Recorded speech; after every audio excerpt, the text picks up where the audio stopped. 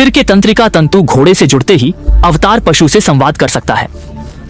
यह तंत्रिका interface Pandora ग्रह के लगभग सभी जानवरों में है। यहाँ प्रेम भी कोड़े के स्पर्श से होता है।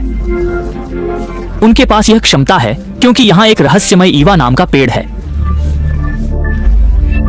पेंडोरा पर प्रकृति में सब कुछ ईवा से जुड़ा है। स्कैनर से स्पष्ट है कि हर पेड़ की जड़ सूचना भेज रही है।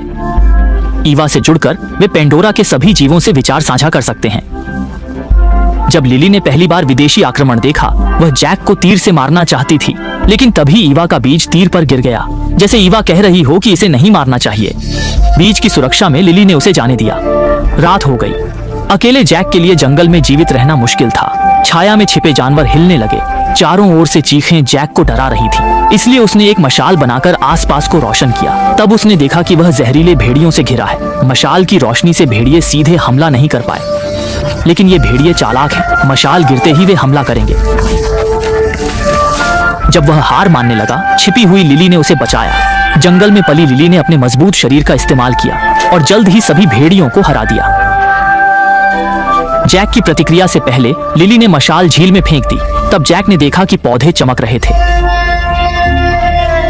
पेंडोरा के जादुई दृश्य से जैक चकित था। लिली ओमाटिकाया जनजाति के मुखिया की बेटी थी। जैक उसका शुक्रिया अदा करना चाहता था, पर लिली ने पहले ही उसे एक नकली गार्ड के रूप में पहचान लिया था।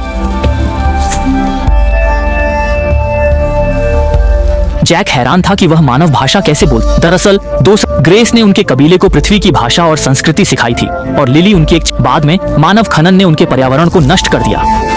तब से वे मनुष्यों पर भरोसा नहीं करते और उनसे संपर्क तोड़ दिया।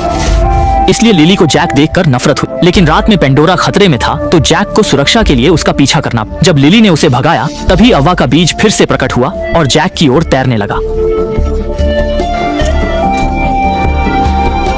जीवन वृक्ष के सभी बीज चमत्कारिक रूप से उस पर गिर गए। जैक को मानो अव्वा का संरक्षण मिल गया। लिली यह देखकर चौंक गई, क्योंकि ऐसा चमत्कार केवल शुद्ध आत्माओं के साथ होता है। जैक को असाधारण मान